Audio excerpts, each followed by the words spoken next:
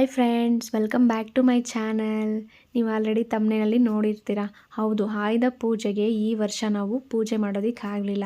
ಯಾಕಂದರೆ ನಾವು ವರ್ಷವೂ ದೀಪಾವಳಿಗೆ ಪೂಜೆ ಮಾಡೋದು. ಆದರೆ ಈ ವರ್ಷ ದೀಪಾವಳಿ ಹಬ್ಬಕ್ಕೂ ಕೂಡ ನಾವು ಪೂಜೆ ಮಾಡೋದಕ್ಕಾಗಿಲ್ಲ. ಯಾಕೆ ಅಂತಂದರೆ ಯಾವುದೋ ಒಂದು ಸೂತಕ ಬಂತು ಅಂತಂದ್ಬಿಟ್ಟು 16 ದಿನ ಪೂಜೆ ಮಾಡೋ ಹಾಗಿಲ್ಲ, ಮನೆಯಲ್ಲಿ ಕೂಡ ದೀಪ ಹಚ್ಚೋಗಿಲ್ಲ ಮತ್ತು ಗಾಡಿ ಪೂಜೆನೂ ಮಾಡೋಗಿಲ್ಲ ಅಂತ ಅಂದರು. ಅದರಿಂದ 16 ದಿನ ಗಂಟನೂ ನಾವು ಪೂಜೆ ಮಾಡೋದಕ್ಕಾಗಲಿಲ್ಲ. ಸರಿ, ಓಕೆ, ಏನು ಮಾಡೋಕ್ಕಾಗುತ್ತೆ ಅಂತಂದ್ಬಿಟ್ಟು 16th ಡೇ ಆದಮೇಲೆ, ಅಂದರೆ ಹುಣ್ಣಿಮೆ ಆಗಿದ್ದು 2 ದಿನಕ್ಕೆ ಗಾಡಿ ಪೂಜೆ ಮಾಡೋದಕ್ಕೆ, ಅಂದರೆ ಕಾರ್ ಪೂಜೆ ಗಾಡಿ ಪೂಜೆಗಳೆಲ್ಲ ಮಾಡೋದಕ್ಕೆ ಸಡನ್ನಾಗಿ ಅನ್ಪ್ಲಾನಡ್ ಆಗಿ ಪ್ಲ್ಯಾನ್ ಮಾಡಿದ್ವಿ. ಎಲ್ಲ ಅರ್ಜೆಂಟಲ್ಲೇ ಮಾಡಿದ್ದು. ನಾವು ಪ್ರತಿ ವರ್ಷವೂ ಊರಿಗೆ ಹೋಗಿ ಮಾಡೋದು, ಯಾಕಂದರೆ ಅಲ್ಲೆಲ್ಲ ಗಾಡಿಗಳಿರುತ್ತಲ್ವ, ಅವ್ರದ್ದು ಮತ್ತು ನಮ್ಮ ಕಾರ್ದೆಲ್ಲ ನಿಲ್ಲಿಸ್ಬಿಟ್ಟು ನಾವು ಗಾಡಿ ಪೂಜೆ ಮಾಡೋದು.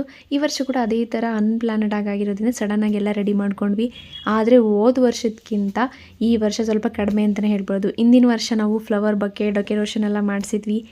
ಈ ಸಲ ಅದಕ್ಕೆಲ್ಲ ಟೈಮ್ ಇರಲಿಲ್ಲ, ಯಾಕಂದರೆ ಸಡನ್ನಾಗಿ ಪ್ಲ್ಯಾನ್ ಮಾಡಿರೋದ್ರಿಂದ ಮೊದಲೇದೆಲ್ಲ ಬುಕ್ಕಿಂಗ್ ಮಾಡಬೇಕಲ್ವ. ಒಟ್ಟಿನಲ್ಲಿ ತಿಂಗಳೆಲ್ಲ ಮಾಡ್ಬೋದು ಅಂತಾರೆ. ಅಟ್ ಎ ಟೈಮ್ ನಾವು ಕಾರ್ತಿಕ ಮಾಸದಲ್ಲೇ ಕಂಪ್ಲೀಟಾಗಿ ಮುಗಿಸಿದ್ವಿ.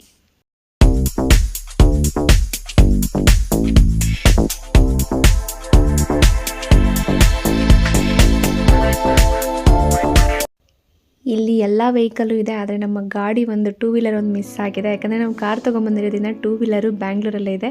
ಆದರೆ ಬ್ಯಾಂಗ್ಳೂರಲ್ಲಿ ಎಲ್ಲಾದರೂ ದೇವಸ್ಥಾನದಲ್ಲಿ ಮಾಡಿಸ್ಬಿಡೋಣ ಅಂತ ಅಂದ್ಕೊಂಡಿದ್ದೀನಿ.